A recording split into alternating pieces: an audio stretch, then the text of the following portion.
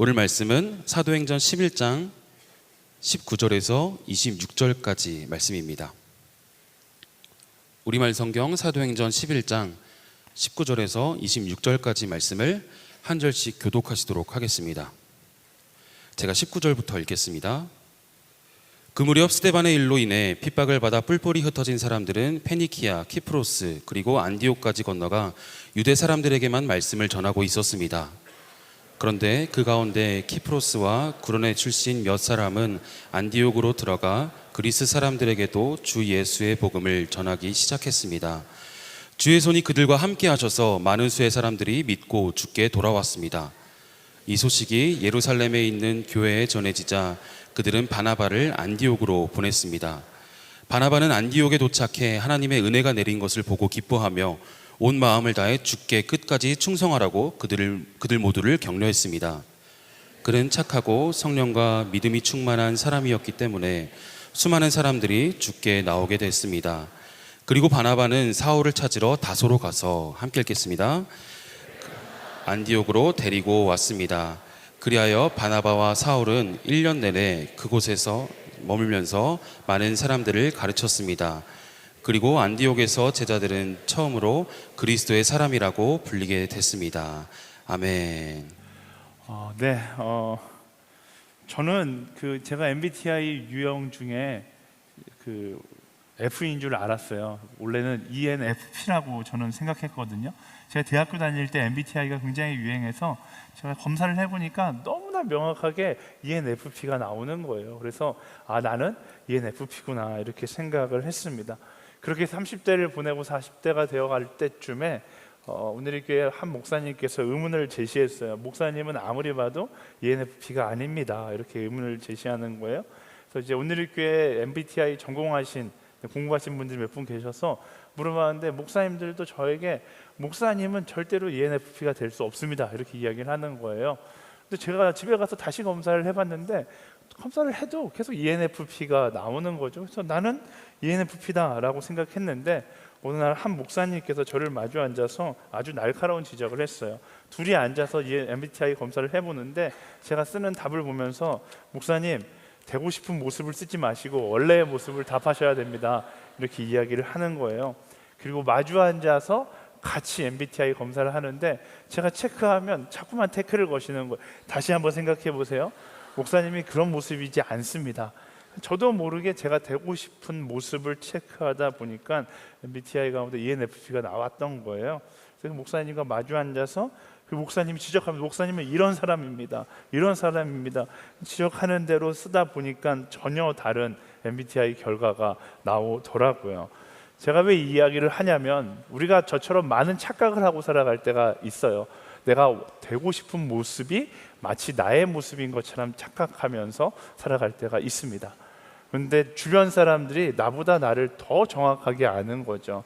나는 세상에서 내가 나를 제일 잘한다고 생각했는데 오히려 주변 사람들이 나에 대해서 훨씬 더 정확하게 아는 순간들이 있습니다.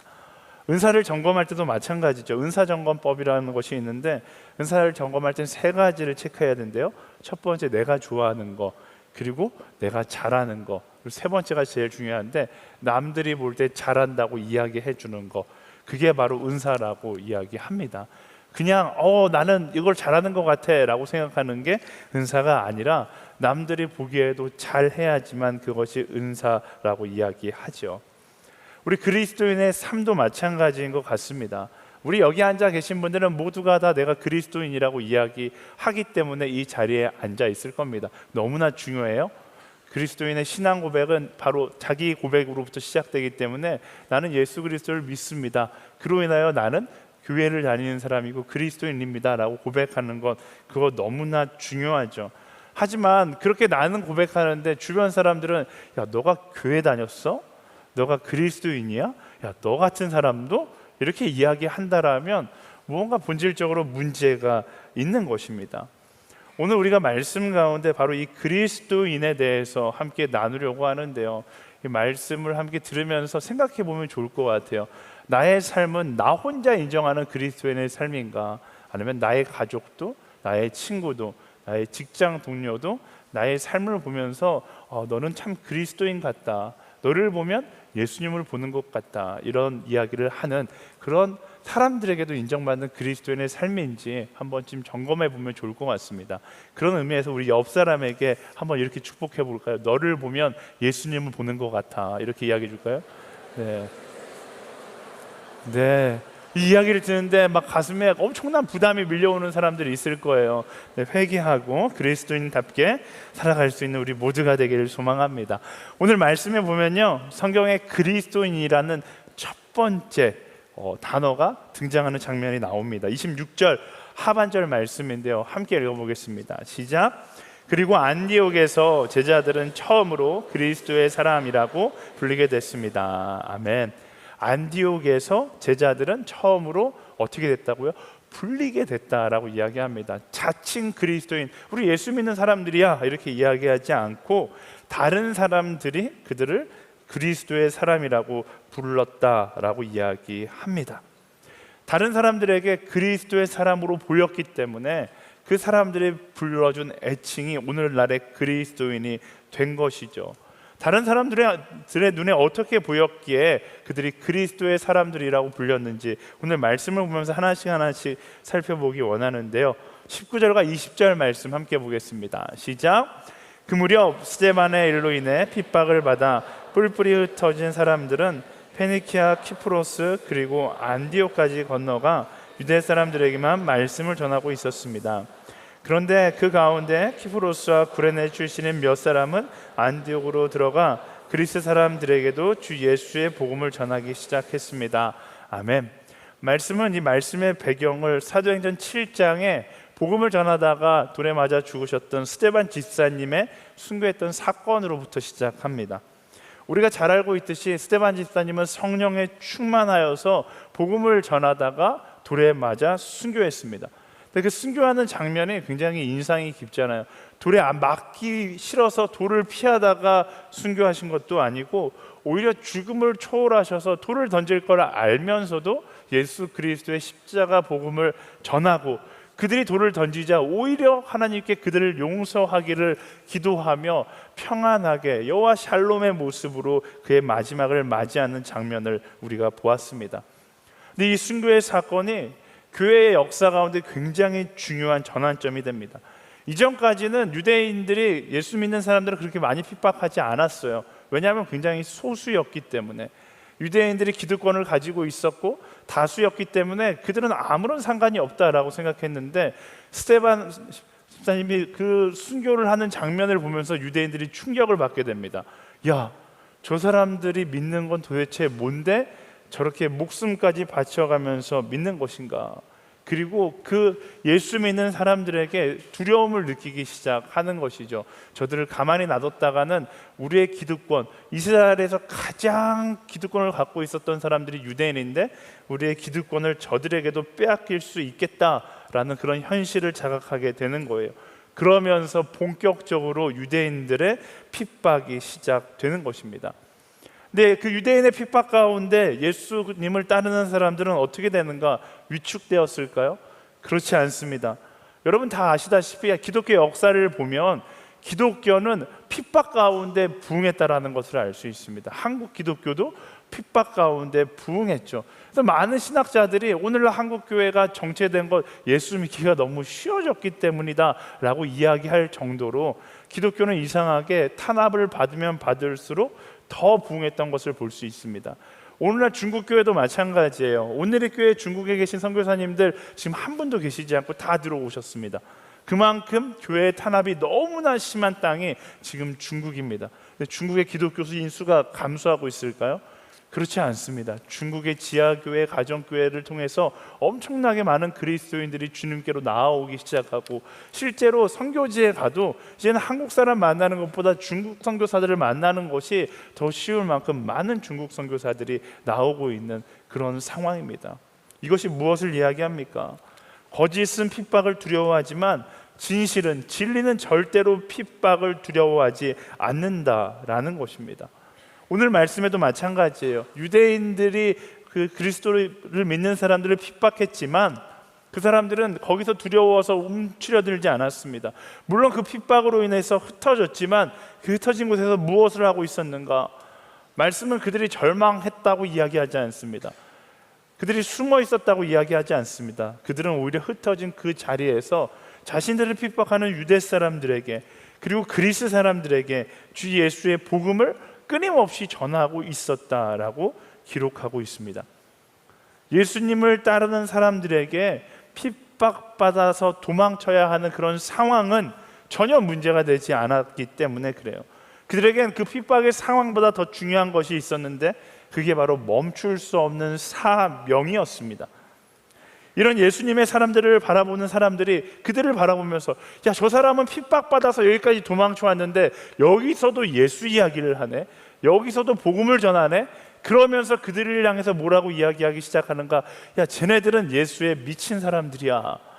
우리가 지금 그리스도의 사람들이라고 표현하니까 굉장히 들어보니까 굉장히 좋은 말 같다 이렇게 느끼지만, 당시에는 이 그리스도의 사람들이라고 표현한 것 자체가 쟤들은 예수에 미친 사람들이야, 이 정도로 아주 거친 표현이었던 것이죠. 그들이 그렇게 불렀던 것입니다. 그 모습을 통해서 그리스도의 사람들의 특징 한 가지를 알 수 있는데요, 그것은 바로 상황이 아니라 언제나 사명에 집중하는 사람들이다라는 것입니다. 그리스도인은 상황을 원망하며 도망치는 사람이 아니라 어떤 상황에 놓이든지 사명에 집중하며 그 사명으로 상황을 덮어버리는 사람, 그게 바로 그리스도인이다라는 것입니다. 그들의 그 큰 사명이 무엇이었는가? 사도행전 1장 8절 우리가 항상 읽잖아요. 땅끝까지 이르러 증인이 될 것이다. 그 증인의 사명을 그들이 가지고 있었기 때문에 그 어떠한 상황 가운데도 두려워하거나 위축되지 않고, 상황 가운데 그들은 그 증인된 사명을 계속해서 이행했다라는 것을 말씀 가운데서 보고 있습니다. 이것은 그들만의 이야기가 아닙니다. 예수님께서 2000년 전 그들을 위해서만 십자가에 못 박혀 죽으신 것이 아닙니다. 사도행전 1장 8절은 오직 그들을 위한 사명의 명령이 아니잖아요. 오늘 우리를 위한 명령이기도 한 것입니다. 다시 말하면 오늘 우리도 마찬가지로 상황에 위축되는 것이 아니라 어떠한 상황에서도 사명자의 걸음걸음을 걸어갈 수 있어야 한다라는 것이죠. 근데 많은 사람들이 사명보다 상황에 더 위축된 채 살아갈 때가 많습니다. 증인의 삶을 살아가야 한다는 것을 너무나 잘 알지만, 오늘 내가 처한 상황이 너무나 힘들고 너무나 어렵기 때문에 자꾸만 그 상황에 몰입하면서 사명을 잊어버린 채 살아가는 것이죠. 상황에 몰입하기 시작하면 일단 핑계가 많아져요. 일단 할 수 없는 이유를 찾기 시작합니다. 오늘은 비가 와서 교회에 갈 수가 없네. 올해는 내 월급이 좀 줄어들어서 아울리치에 갈 수가 없네. 휴가 일수가 모자라서 아울리치에 갈 수가 없네. 올해는 연애를 해야 되니까 아울리치에 갈 수가 없네. 여러 가지 할 수 없는 이유를 찾는데 아주 전문가가 되어 버리는 것이죠. 사실 저의 성격도 마찬가지인 것 같아요. 제가 정말로 잘하는 것이 있다라면 할 수 없는 이유를 합리화하는데 아주 엄청난 은사, 정말로 은사, 남들도 다 인정해주는 은사를 가지고 있습니다.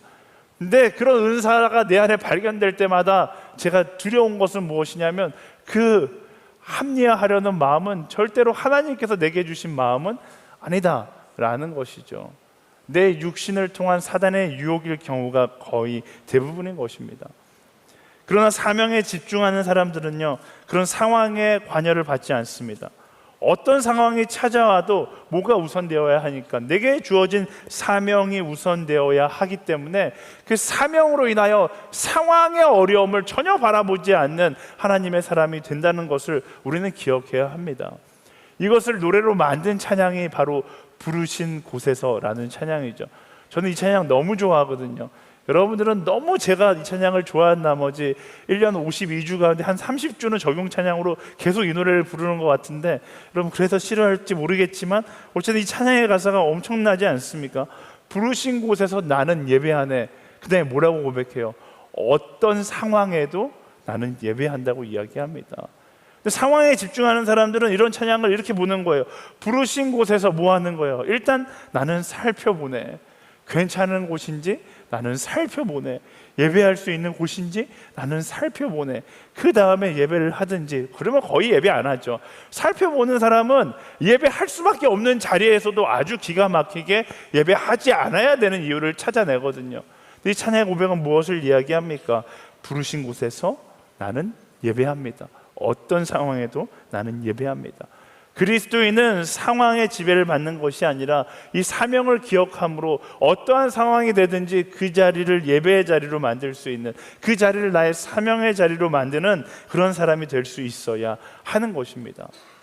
또 길을 걷다가 또 인생을 살다가 보면 넘어지는 상황들이 있습니다.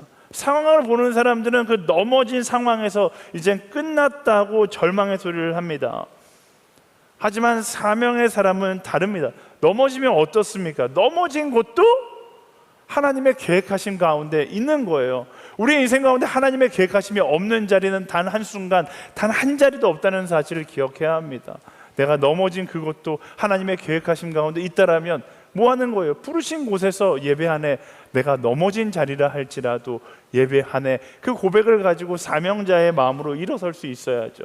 절망도 마찬가지입니다. 절망의 자리에서도, 실패의 자리에서도, 실패하면 어떻습니까? 하나님께서 실패의 자리도 하나님의 계획하심 가운데 있다는 것을 믿음으로 고백한다라면 우리는 그 실패의 자리에서 부르신 곳에서 예배하는 자의 모습으로 일어날 수 있는 것입니다.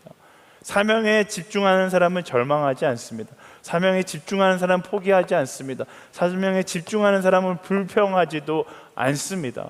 여러분, 실망의 자리, 절망의 자리, 슬픔의 자리에서 사명을 바라봐야지 왜 자꾸만 슬픔에 나의 인생을 다 내맡긴 채 살아갑니까?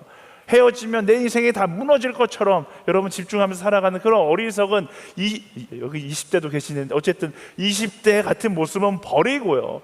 제가 화성 때도 몇 번 이야기했는데 저는 진짜 아직도 청년들을 볼 때 이해가 안 되는 게 헤어지고 나면 왜 집에 와서 자꾸만 슬픈 노래를 듣는지 모르겠어요.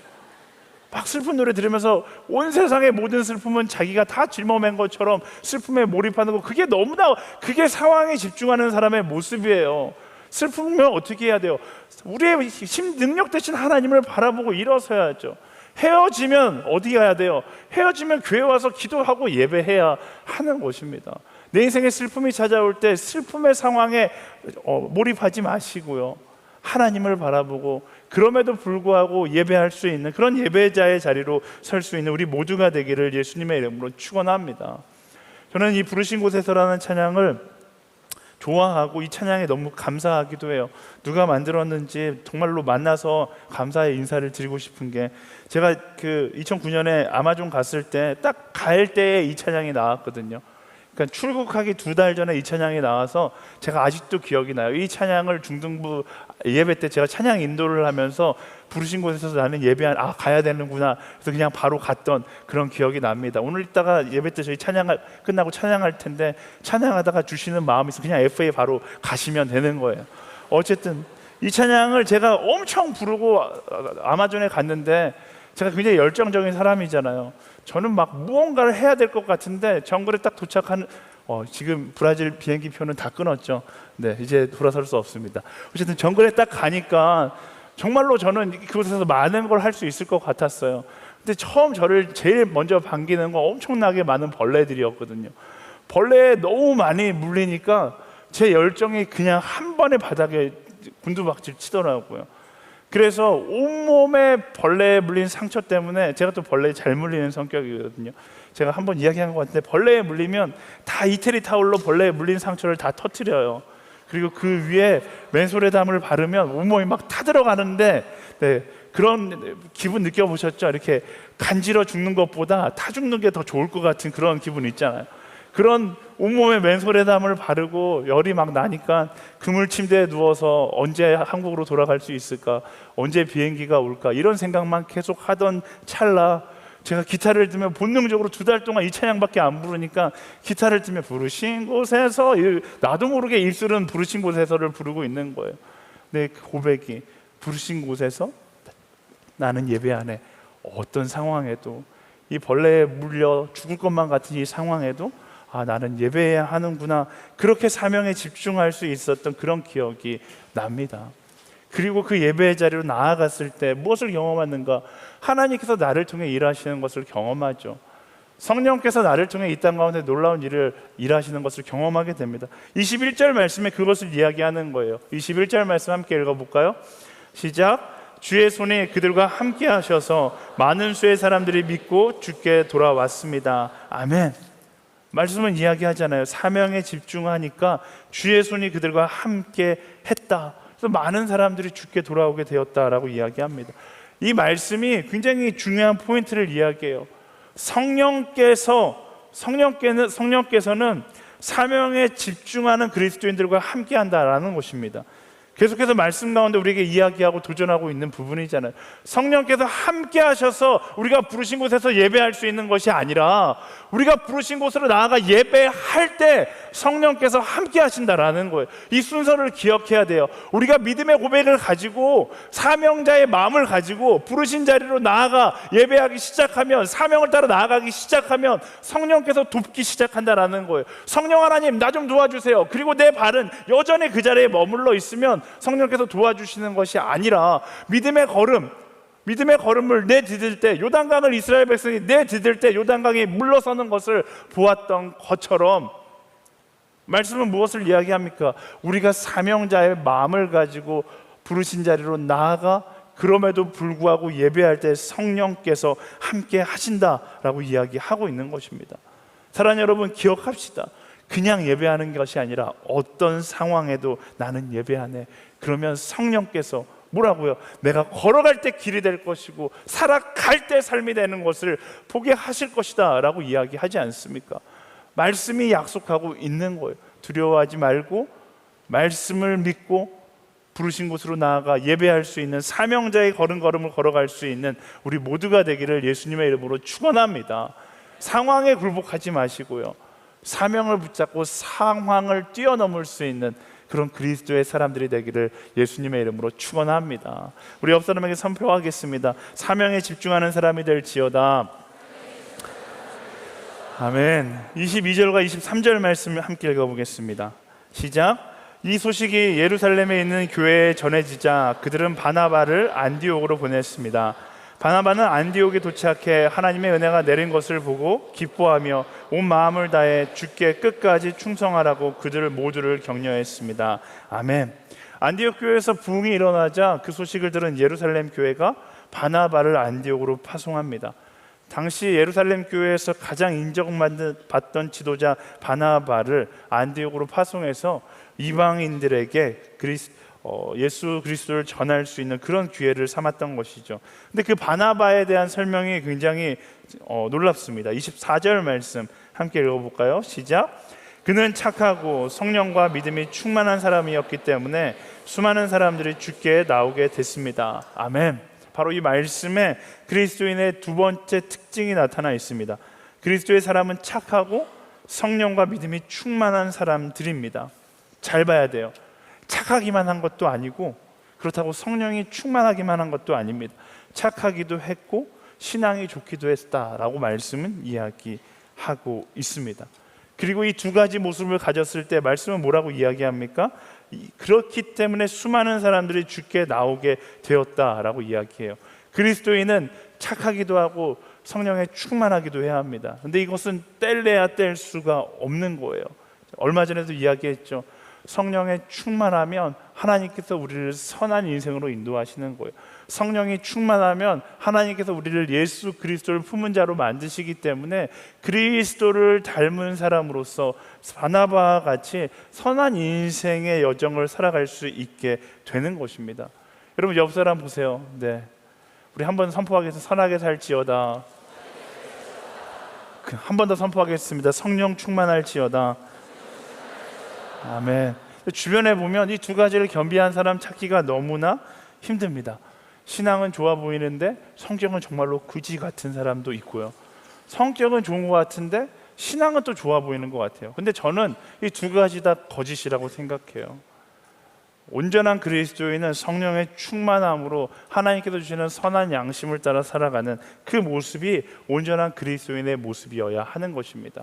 물론 우리가 완전할 수는 없겠죠. 하지만 예수 그리스도의 그 성품을 닮아가기 위하여 성령의 충만함을 구하고 성령께서 인도하시는 그 길을 걸어가는 그런 인생이 되는 것, 그게 바로 그리스도의 사람들의 인생 여정이라는 사실을 기억해야 하는 것입니다. 제가 1부 때도 이야기했는데 저희가 수련회 가서 커플들이 많이 생기는 이유가 뭐예요? 아울리치 가서 커플들이 많이 생기는 이유가 뭡니까? 성령의 충만함을 입으니까 나도 모르게 선한 모습이 막 밀려 올라오는 거예요. 그러니까 형제들이 자매들이 그 선한 모습이 밀려 올라오니까 그 모습에 반해서 이제 뭐 데이트도 하고 결혼도 하는 거죠. 근데 막상 결혼해 보니까 어떻게 돼요? 네, 속았다. 선한 모습은 사라지고 그 사람의 본성이 막 드러나기 시작한다라고 이야기하면서 굉장히 힘들어하는 사람들 많잖아요. 속은 게 아니라 뭐예요? 성령의 충만함을 잃어버린 거예요. 근데 본래의 모습은, 하나님께서 창조하신 본래의 모습은 성령의 충만함을 가졌을 때 그게 본래의 모습인 거예요. 그래서 내가 먼저 좋은 사람이 되려면 성령의 충만함을 가진 선한 이웃이 되는 것이 첫 번째고, 내 사랑하는 사람을 좋은 사람으로 만들기 위해서 어떻게 해야 돼요? 성령의 충만함을 받기 위해서 함께 예배의 자리, 함께 기도의 자리, 말씀의 자리로 나아갈 수 있어야 하는 것입니다. 제가 이렇게 설교하면 이제 여러분들이 잣대를 가지고서 자꾸만 다른 사람들한테 비추는 경우가 있거든요. 제가 설교하니까 이 설교를 굉장히 직관적으로 적용하는 사람들이 있더라고요. 오늘 숙모임 가서 순장한테, 순장 당신은 왜 선한 인생을 살지 못해? 순장 나한테 이거밖에 하지 못해? 이러시면 안 되는 거예요. 지혜로운 그리스도인은 어떤 사람인가? 나에게는 진리의 잣대를 갖다 대더라도 내 타인에게는 사랑과 타인에게는 사랑의 잣대를 가져갈 수 있어야 하는 것입니다. 제가 여러분들에게 이 자리를 빌어서 한 가지 이야기하고 싶은 건요, 여러분 사람을 보고 기대하지 마세요. 사람은 기대의 대상이 아니라 기도의 대상이다라는 사실을 기억해야 합니다. 우리가 자꾸만 기대의 시선으로 사람을 보면 낙담하고 실망할 수밖에 없습니다. 여러분 인생 경험 다 해봤잖아요. 내가 엄청나게 기대해가지고 그 사람 만나면 낙담하고 실망하는 결론밖에 없어요. 여러분들 이제 저희 30, 40대니까 10대 때 연예인들 보면서 와, 저 사람이랑 만났으면 좋겠다, 만나봐요. 실망밖에 안 하잖아요. 왜? 기대가 하늘에 있으니까 만나면 실망할 수밖에 없는 거죠. 사람은 기대의 대상이 아니라 기도의 대상이라는 사실을 기억해야 합니다. 그래서 여러분 만나면, 사람과 사람이 만나면 실망할 수밖에 없어요. 하지만 실망의 자리에서 그 사람을 향해서 원망의 소리를 하는 것이 아니라, 우리 그리스도인은 어떤 시선을 가져야 합니까? 그게 내가 기도해줘야 하는 하나님께서 주시는 마음이라는 사실을 기억해야 하는 것입니다. 순장이 완벽하지 않을 수 있어요. 아니요, 내가 생각하는 것에 100점 만점에 1점일 수도 있어요. 하지만 거기서 그 순장을 원망하는 것이 아니라 뭐 해야 돼요? 그 순장을 위해서 기도할 수 있어야 하는 것이죠. 보통 이렇게 순장을 원망하는 사람들이 순장의 입장에서는 엑스맨일 경우가 굉장히 많거든요. 순장도 마찬가지죠. 야, 저 엑스맨 없어졌으면 좋겠다가 아니라, 말씀드렸잖아요. 기대의 대상이 아니라 기도의 대상임을 기억하고, 오히려 그 수는 한 사람 한 사람을 위해서 기도할 수 있는 사람들이 되어야 하는 것입니다. 사랑하는 여러분, 우리 모두 일단 나부터 성령의 충만함을 입어서 바나바가 그랬던 것처럼 선한 이웃으로 살아갈 수 있는 우리 모두가 되기를 예수님의 이름으로 축원합니다. 다른 사람에게 선한 이웃이 되기를 기대하지 마시고요. 그건 불가능해요. 일단 내가 성령 안에서 선한 이웃이 될 수 있는 그런 선택을 할 수 있는 우리 모두가 되기를 소망합니다. 선한 이웃이 되는 삶은 선택 과목이 아니라 필수 과목인 것입니다. 여러분 스스로에게 선포하겠습니다. 성령 충만할지어다. 네, 아멘. 저는 성령의 충만함을 입으면 우리 인생 가운데 고민하고 있는 모든 문제의 거의 대부분이 다 해결될 거라고 생각해요. 선택의 과정에서 술 문제, 담배 문제, 혼전, 순결의 문제, 이런 고민들 하시는 분들 계시는데 그것도 마찬가지예요. 성령에 충만하면 저는 이 문제들 다 고민의 문제가 아니라고 생각합니다. 좀 직설적으로 얘기하면 술, 담배, 혼전, 순결, 저는 성령 충만하면 성령께서 멈추라고 이야기하실 거라고 확신합니다. 적어도 대한민국에서는. 왜? 다 말씀드렸잖아요. 우리의 사명이 뭐라고요? 땅끝까지 이르러 증인이 되는 게 우리의 사명인 거잖아요. 근데 대한민국에서 그 사명을 다하기 위해서 필요 조건이 되는 사회가 되어 있어요. 내가 이걸 바꾸고 싶어도 이 사회가 이미 이것들에 대한 우리의 교회를 향한, 기독교인들을 향한 기대감으로 되어 있잖아요. 그렇다면 어떻게 해야 합니까? 내가 그 사명을 위해서 이 정도의 육신의 욕구는 스탑할 수 있는 것이 사명자의 마음인 것이죠. 성령의 충만함을 입은 사람의 선택이 되는 것입니다. 제가 여러분들에게 구구절절 술 끊어야 된다, 담배 끊어야 된다, 혼전순결 지켜야 된다 이야기하고 싶지 않아요. 한 가지만 이야기할게요. 성령의 충만함을 입으십시오. 그리고 그 성령을 따라 살아가는 이 시대의 그리스도인들, 그리스도의 사람들이 되기를 예수님의 이름으로 축원합니다.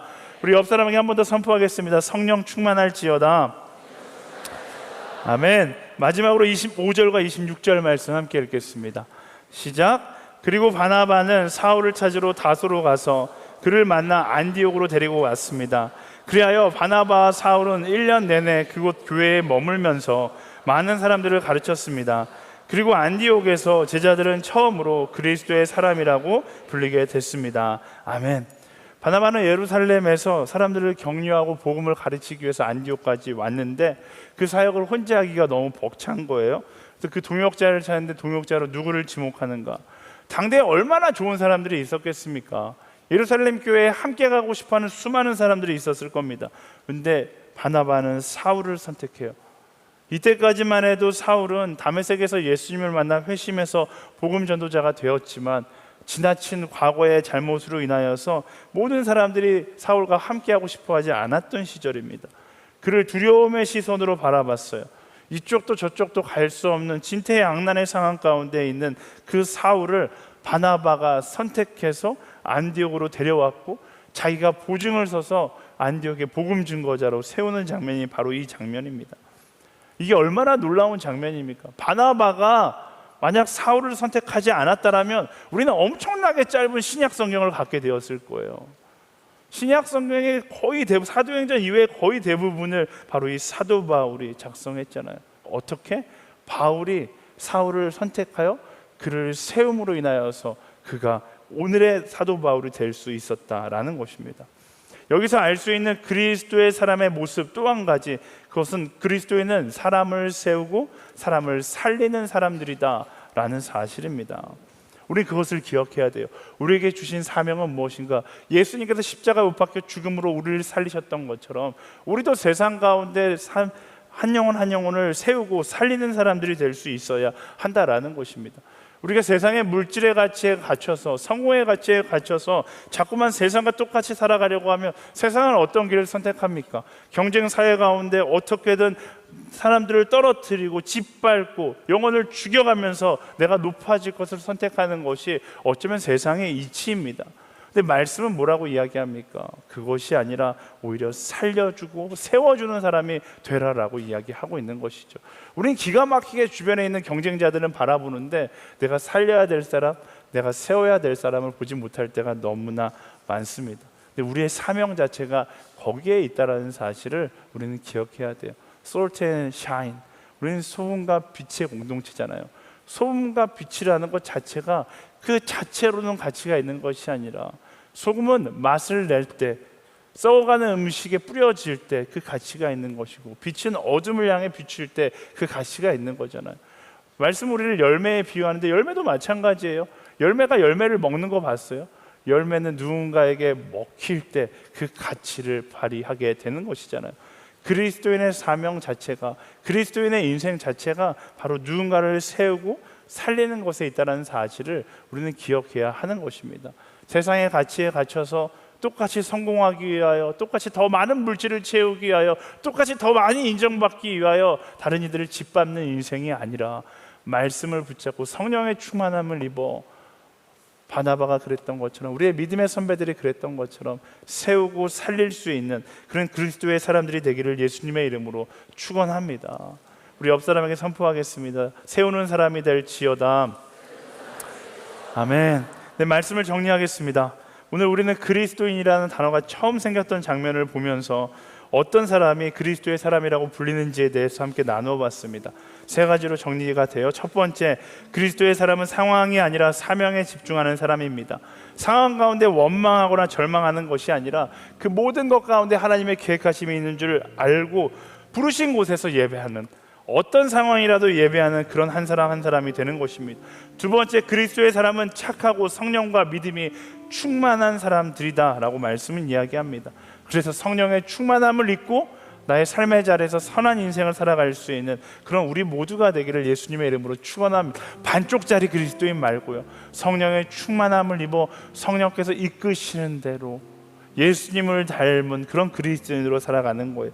세 번째, 그리스도인은 사람을 세우고 사람을 살리는 사람입니다. 그리스도인은 내가 빛나는 것을 원하지 않습니다. 내가 인정받는 것이 아니라 상대를 빛나게 하고 상대를 살리는 것, 그것이 인생의 사명인 사람들이 바로 그리스도의 사람들이다라는 것입니다. 여러분, 지난 일주일, 지난 인생을 어떻게 살아왔는지는 중요하지 않습니다.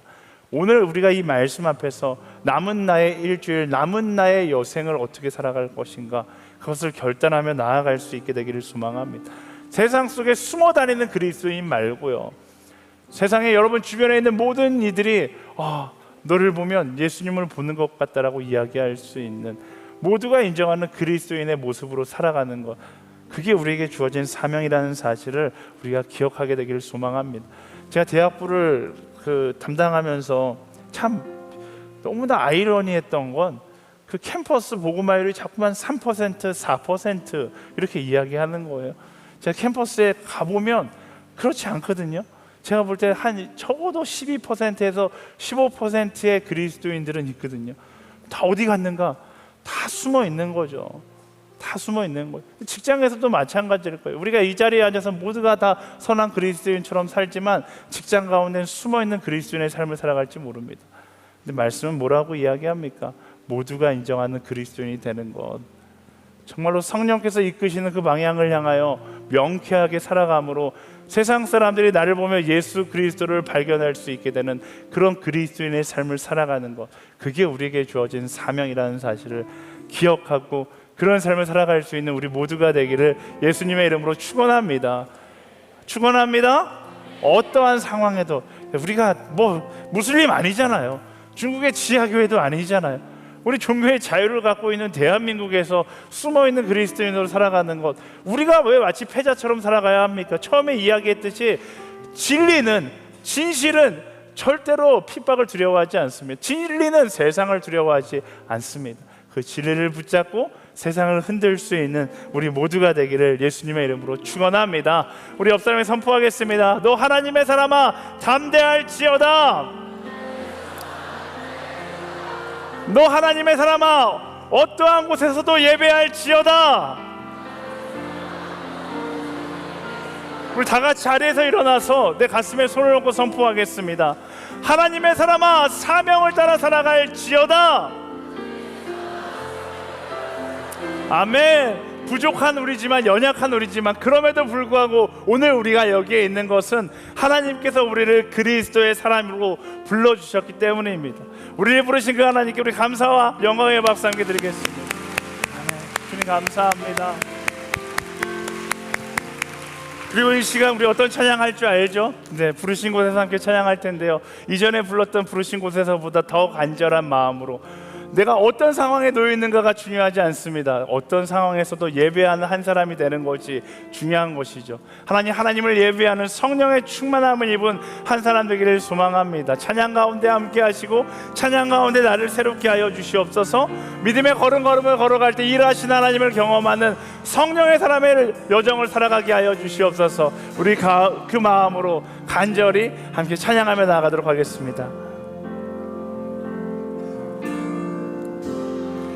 따스한 성령이 마음으로 보내 내 몸을 감싸며 주어지는 평안함 만족함을 우리 1절로 다시 한번 고백하겠습니다. 느끼네. 따스한 성령님, 그 성령 안에서 참된 평안을 경험하기 원합니다. 따스한 성령이 내 안에 헛된 욕심을 내려놓고 그 성령으로 나를 채우기 원합니다. 마음으로 보내 내 몸을 감싸며 주어지는 평안함 만족함을 느끼네. 고백해볼까요? 부르신 곳에서 아멘. 나는 예배하네. 어떤 상황에도 나는 예배하네. 부르신 곳에서 예배하네. 어떤 상황에도 나는 예배하네. 부르신 곳에서 나는 예배하겠습니다. 부르신 곳에서 그 상황이 어떠하다 할지라도 예배하네. 슬픔이다 어떤 할지라도 상황에도 사명자의 걸음을 나는 걸어가겠습니다. 예배하네. 부르신 곳에서 나는 예배하네. 어떤 상황에도 나는 그 길을 걷는 자에게 예배하네. 보게 될 것입니다. 내가 걸어갈 때 길이 될 것이다. 내가 걸어갈 때 길이 되고 살아갈 때 삶이 되는 그곳에서 예배하네. 내가 걸어갈 때 길이 되고 살아갈 때 삶이 되는 그곳에서 예배하네. 내가 걸어갈 때 길이 되고 살아갈 때 삶이 되는 그곳에서 예배하네. 내가 걸어갈 때 길이 되고 살아갈 때 삶이 되는 그곳에서 예배하네. 부르신 곳에서 나는 예배하네. 어떤 상황에도 나는 예배하네. 부르신 곳에서 나는 예배하네. 아멘. 주님 어떤 그렇습니다. 상황에도 나는 예배. 부르신 곳에서 나는 예배하겠습니다. 부르신 곳에서 나는 주를 예배하네. 바라보고 사명자의 걸음 걸어보고 상황에도 나는 예배하네. 아멘. 부르신 곳에서 나는 예배하네. 어떤 상황에도 나는 예배하네. 이 시간에 함께 기도하며 나아가기 원합니다. 여러분 언제까지 상황의 노예로 살아가시겠습니까? 하나님, 상황의 지배를 받는 인생이 아니라 성령과 함께 상황을 뛰어넘는 사명자의 인생을 살아가게 하여 주시옵소서. 하나님, 나의 초한 상황을 바라보는 것이 아니라 하나님을 바라보고 아버지 그 사명을 바라보는 한 사람으로 나 살아갈 수 있도록 인도하여 주시옵소서. 상황의 지배를 받는 것이 아니라 사명자의 마음을 가지고 브렉스루를 할 수 있는 하나님의 사람들이 되게 하여 주시옵소서. 우리 소망하는 자마다 주여 세 번 부르짖으며 함께 기도하며 나아가겠습니다. 주여, 주여, 주여. 하나님, 나는 예배하네. 부르신 하나님. 곳에서 하나님, 예배하네. 언제든지 이 상황을 보면 두려워하셔서 상황에도 나는 주님, 나의 비겁한 마음을 용서해 예배하네. 이 비겁한 마음을 부르신 사명자의 마음으로 곳에서 나아갈 수 있게 하여 주시옵소서. 예배하네. 어떤 상황에도 그리스도의 사람들로 나는 살아가게 하여 안디옥 교회가 예배하네. 상황에 매이지 아니하고 사명자의 마음을 가지고 불파에 나아갔던 것처럼 우리의 인생에 그런 여정 되게 하여 주시옵소서. 우리의 인생의 고백에 그런 여정이 될 수 있도록 인도하여 주시옵소서. 모든 두려움을 떠나가고 주시는 담대함으로 나아가는 하나님의 사람 되게 하여 주시옵소서. 오 주님, 그 마음이 우리 안에 들어오랍니다. 간절함이 우리 안에 들어오랍니다. 주님 붙잡아 주시옵소서. 어떤 마음이 아니라 상황의 어려운 가운데 있는 자들이 있습니다. 하나님, 그 상황의 지배를 받지 않고 상황에 나의 감정을 결정하지 않고 성령께서 주시는 그 마음을 가지고 성령께서 주시는 그 마음을 가지고 더 담대하게 더 담대하게 더 담대하게 그리스도의 사람의 여정을 살아갈 수 있도록 인도하여 주시옵소서. 그것이 우리의 여정 되기를 소망합니다. 모든 상황을 그 능력 그 하나님과 동행하며 나아가는 우리가 되기를 소망하오니 포기하여 주시옵소서. 포기하여 주시옵소서. 꿈꾸게 하여 주시옵소서. 기대하며 소망하며 나아가는 하나님의 사람들 되게 하여 주시옵소서. 주님 붙잡아 주시옵소서. 아멘. 아멘. 그것이 우리의 삶이 되기를 소망합니다. 그것이 우리 모두의 고백이 되기를 소망합니다. 주님 역사에 기억하며 감사함으로 일어설 수 있는 하나님의 사람들 되게 하여 주시옵소서.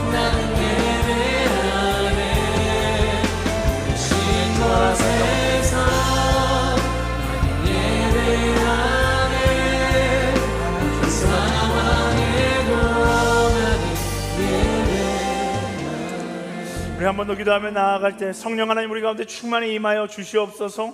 그 성령의 충만함을 따라 모두에게 좋은 사람이 될 수 있게 하여 주시고 사람을 세우고 살리는 사람으로 살아갈 수 있도록 인도하여 주시옵소서. 나의 헛된 욕망을 쫓아 살아가는 것이 아니라 내 안에 역사하시는 성령의 인도하심을 받는 한 사람으로 살아가게 하여 주시옵소서. 그로 인하여 교회 안에 그리스도인이 아니라 세상 속의 그리스도인으로 살아가게 하여 주시옵소서. 소망하는 자마다 우리 주의 한 몸을 쥐고 간절히 기도하며 나아가겠습니다. 주여 하나님 우리가 그런 그리스도를 살아가기 원합니다. 교회 속에서 그리스도를 살아가는 것이 아니라 세상 속의 그리스도를 살아갈 수 있는 우리 모두가 되게 하여 주옵소서. 하나님 그리스도의 사랑으로 하나님의 주신 마음을 따라 나아갈 수 있는 주님의 여정이 우리 안에 있게 되기를 소망합니다. 주님 붙잡아 주시고 주님 기억하며 감사함으로 소개하여 주시옵소서. 주님만을 바라보시오. 성령의 충만함을 입어 어제보다 살아가는 것이 아니라 말씀을 따라 예수 그리스도를 따라 성령을 따라 살아갈 수 있는 믿음의 사람들이 되게 하여 주시옵소서. 주님 그것이 우리 삶의 고백이 되기 원합니다. 그것이 우리 삶의 여정이 되기 원합니다. 주님 붙잡아 주시고 기억하게 하시며 감사하게 하여 주시옵소서. 성령의 충만함을 입어 나를 만나는 모든 이들에게 예수 그리스도의 마음을 전하는 자들이 되게 하여 주시옵소서. 성령의 충만함을 입어 나와 함께하는 모든 이에게 그리스도의 마음을 전하는 하나님을 사랑하게 하여 주시옵소서. 성령의 충만함을 따라 찍어주시는 그 온전한 마음을 선물하여 그 사람을 선물할 수 있는 하나님의 사람들을 살아가게 하여 주시옵소서. 사람을 세우고 살리는 인생을 살아가게 하여 주시옵소서. 어제 것을 바라는 것이 아니라 오직 예수의 마음을 따라 나아갈 수 있는 하나님의 사람이 되게 하여 주시옵소서. 주님 그렇습니다. 찍어주시는 그 마음을 가지고 더 담대하게 사랑하며 나아갈 수 있는 하나님의 사람으로 서게 하여 주시고 하나님을 기억하며 찍어주시는 비전 찍어주시는 꿈을 꾸며 나아갈 수 있는 믿음의 사람으로 되게 하여 주시옵소서. 사람을 세우는 자들 되게 하여 세상의 물질의 가치나 성공의 가치를 쫓아 살아가는 것이 아니라 말씀의 가치 그리스도를 따라 살아갈 수 있는 하나님의 사람들이 되게 하여 주시옵소서.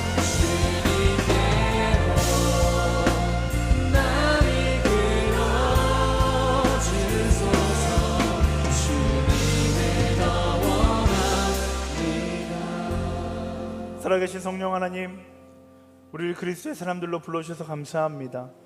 그러나 우리는 너무나 연약해서 자주 넘어지고 실패합니다. 하지만 그럼에도 불구하고 모든 상황 가운데 사명을 바라보며 부르신 곳에서 어떤 상황에도 예배하며 어떤 상황에도 사명을 바라보는 그리스도의 사람으로 살게 하여 주시옵소서. 성령의 충만함을 입어 항상 기도하는 사람 되게 하시고 세상의 헛된 물질의 가치, 성공의 가치를 쫓아 살아가는 것이 아니라 성령을 따라 말씀을 따라 살아가는 한 사람 되게 하여 주시옵소서. 그로 인하여 교회 속에 그리스도인으로 살아가는 것에 만족하는 것이 아니라 세상 속에 예수 그리스도의 마음, 예수 그리스도의 그 사랑을 전하는 세상 속에 그리스도인으로 살아갈 수 있도록 인도하여 주시옵소서. 하나님, 성공을 향해 내달리며 수많은 영혼들을 상처주는 그런 인생이 아니라 한 영혼 한 영혼을 살릴 수 있는, 한 영혼 한 영혼을 품고 한 영혼 한 영혼을 세울 수 있는, 생명을 살리는, 생명을 세우는 사람으로 살아갈 수 있도록 인도하여 주시옵소서. 예수님께서 우리를 그렇게 사랑하셨던 것처럼 우리도 그렇게 사랑하는 것을 전혀 아까워하지 아니하고 그것을 내 인생 최고의 기쁨, 최고의 사명으로 여기며 살아갈 수 있는 그리스도의 사람으로 살아갈 수 있도록 인도하여 주시옵소서. 그리스도의 사람, 그것이 나를 부르는 나의 호칭이 아니라 세상이 나를 부르는 호칭이 될 수 있도록 예수로 살고 예수로 죽는 우리 모두가 되게 하여 주시옵소서. 이끄실 그 하나님께 모든 것을 맡겨드리며 살아계신 예수 그리스도의 이름으로 간절히 기도드립니다. 아멘. 우리 기도 가운데 함께 하신 하나님께 우리 감사의 박수 드리겠습니다.